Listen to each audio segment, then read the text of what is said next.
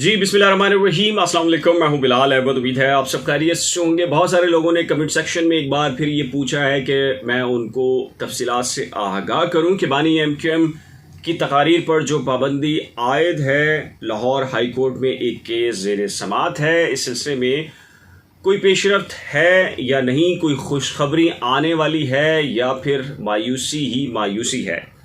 यही आपके जो सवालात हैं मैंने दुबई, लंदन और अमेरिका में बानी MQM के करीब तरीन समझे जाने वाली कुछ शख्सियात के सामने रखे सवालात, और ख़ास कर उन लोगों के सामने जो बराह रास्त इस केस को देख रहे हैं। तो उनकी जानिब से क्या मुझे बताया गया है, मैं आज के इस व्लॉग में आपसे शेयर करता हूं तमाम की तमाम मालूमात। और फिर एक दो सवालात, कराची की सियासत, बल्दियाती इंतखाबात, MQM बानी का किरदार, और फिर बाबर खान गौरी की कराची अचानक आमद, गिरफ्तारी, रिहाई, फिर वापसी के बारे में भी हुआ। क्या कहना है बानी MQM के करीब तरीन शख्सियात का, रहनुमाओं का इस सिलसिले में, और क्या गुफ्तगू हुई, सब कुछ आपको बताने जा रहा हूँ। और सबसे पहले बात कर लेते हैं बाबर खान गौरी की आमद, गिरफ्तारी, रिहाई और उसके फ़ौरन बाद दुबई रवानगी। तो इस सिलसिले में जो मालूमात सामने आई हैं, देखिए पहले मैं आपको बता चुका था कि बाबर खान गौरी अमेरिका से जब दुबई आए थे और दुबई से पाकिस्तान आना चाहते थे तो कुछ अहम तरीन शख्सियात से वो राब्ते में थे, और ये राब्ता यकीनी तौर पर जो साबिक गवर्नर सिंध हैं डॉक्टर इशरतुल इबाद, उनके ज़रिए हुआ। बुनियादी तौर पर बाबर खान गौरी को ये तहफ़्फ़ुज़ात थे कि ऐसा ना हो कि वो कराची आएँ, उन्हें गिरफ़्तार कर लिया जाए और तवील तर अरसे वो जेलों का और अदालतों का सामना करते रहें।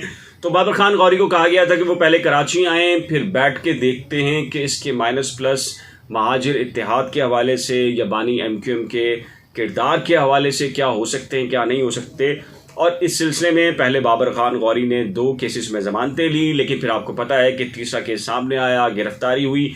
कल अचानक से पुलिस की रिपोर्ट आ गई, उसके बाद उनकी रिहाई हुई, और फिर बताया जाता है कि जिन्होंने उन्हें गिरफ़्तार किया था या उनके गारंटर्स थे, वही उनको लेकर फिर एयरपोर्ट पहुँचे और वहाँ से फिर E603 की फ़्लाइट से उन्हें दुबई रवाना कर दिया गया। अब 2-3 सवालात अहम हैं। क्या बाबर खान गौरी अब कराची से वापस चले गए हैं, अब उन्होंने तौबा कर ली है, दुबई से फिर वो अमेरिका चले जाएंगे और क्या वापस नहीं आएंगे? इस सिलसिले में ज़राए का ये कहना है कि जो कुछ भी बाबर खान गौरी की कराची में रहते हुए मुलाकातें हुई हैं अहम तरीन ख़ास शख्सियात से, क्या पैगामात हुए, क्या टर्म्स एंड कंडीशन तय की गई नए महाजिर इत्तेहाद के हवाले से, और उसमें मुमकिन तौर पर बानी MQM का किरदार या उनको माइनस करने के हवाले से जो कुछ भी तय किया गया है, वो तमाम की तमाम चीज़ों को बाबर खान गौरी, डॉक्टर इशरतुल इबाद और बाकी दीगर लीडरशिप के सामने रखेंगे। और ऐन मुमकिन है 2 से 3 रोज़ के अंदर कोई नई ताज़ा तरीन डेवलपमेंट भी सामने आ सकती है। अच्छा, एक और बात आई थी कि जी बाबर खान गौरी को गवर्नर सिंध बनाया जा सकता है, क्योंकि अभी तक गवर्नर सिंध कोई नहीं है इमरान इस्माइल के बाद। और इस सिलसिले में जो नाम गए थे, जिनमें नसरीन जलील साहिबा का नाम MQM ने दिया था और शहबाज शरीफ ने उसको मंजूर किया था, लेकिन जो आरिफ अलवी साहब हैं उन्होंने कुछ कहा जाता है कि एतराज़ात के बाइस वो नाम के ऊपर एतराज़ात अभी मौजूद हैं, कोई फ़ैसला नहीं किया। तो फ़िलहाल जो गवर्नरशिप के हवाले से है, तो वहाँ तो लगता है कि कोई पेशरफ नहीं है बाबर खान गौरी के हवाले से, और ना ही इस हवाले से कोई क्लियरेंस के इश्यूज़ अभी तक सामने आए हैं कि उन्हें क्लियर कर दिया गया है।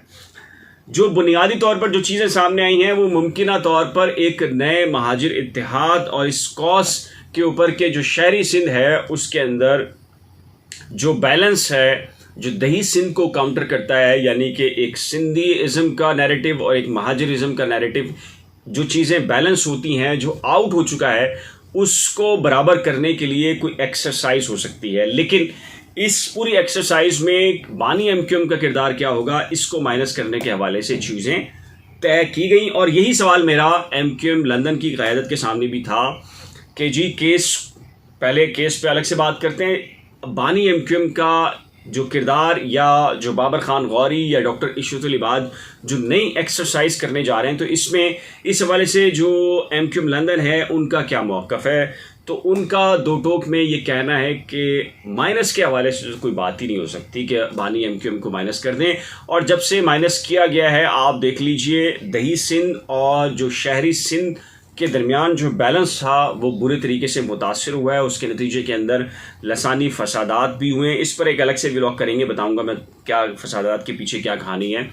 तो और उनका ये कहना है कि कोई भी एक ऐसा फार्मूला जिसमें माइनस बानी एमक्यूएम होगा तो वो किसी भी सूरत में उनकी तरफ से कबूल नहीं किया जाएगा। और यही वजह है कि जो NA 240 का इलेक्शन हुआ, NA 245 का इलेक्शन होने जा रहा है, और उससे पहले 2 रोज़ पहले जो बल्दियाती इंतखाबात हैं, वो ये समझते हैं कि इस पूरे के पूरे प्रोसेस का वो बाइकआउट इसलिए करेंगे कि वो ये समझते हैं कि दुश्मन भले से जीत जाए, लेकिन जो उनसे जिन लोगों ने गद्दारी की है, जो उनके साथ मुश्किल वक्त में नहीं खड़े रहे, तो उन्हें किसी भी सूरत में ये तमाम के तमाम अख्तियारात नहीं मिलने चाहिए। और इसके नतीजे में जो उर्दू बोलने वाले हैं या जो शहरी सिंध है वो समझ जाए कि उनका साथ देने वाला कौन है और असल ताकत का मंबा कौन है।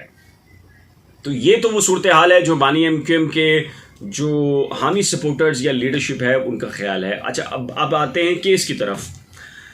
केस के सिलसिले में चूंकि मैंने ये सबसे पहले बताया था कि ये केस लाहौर हाई कोर्ट में भी पेंडिंग है और उस पर फिर काम शुरू हुआ। फिर आपको पता है कि सर्टिफाइड कॉपी भी निकल गई। सुना है कि कुछ लॉयर से भी इस हवाले से डिस्कशन की गई। फिर मैंने आपको ये बताया था कि जो पाकिस्तानी सिफारत खाना है उसकी जानिब से बानी एमक्यूएम ने जब राब्ता किया कि आप वकालतनामे को अटैच कर दें और जो भी उनकी तरफ से पेश होगा उसके हवाले से डॉक्यूमेंट्स को क्लियर कर दें, तो बताया गया कि बानी एमक्यूएम का जो शनाख्ती कार्ड है या दीगर जो कानूनी दस्तावेज़ात हैं उसके ऊपर एतराज़ आ गया पाकिस्तानी सफारत खाने की जानिब से।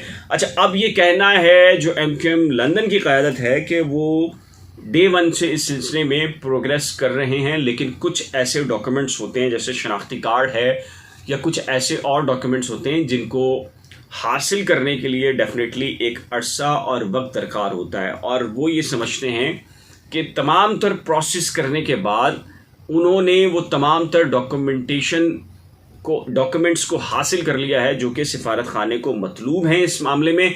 और वो ये कहते हैं कि 1 से 2 हफ्ते के अंदर अंदर ये प्रोसेस कंप्लीट करके सिफारत खाने को दे दिया जाएगा। और उसके बाद वो पूरी उम्मीद है कि इसके बाद बाकायदा तौर पर लाहौर हाई कोर्ट में जो केस है उसमें बाकायदा बानी एमक्यूएम खुद फरीक भी बनेंगे और इस केस को फाइट भी किया जाएगा। तो ये ताज़ा तरीन अपडेट्स इस सिलसिले में जो मेरी ताज़ा तरीन बात हुई है।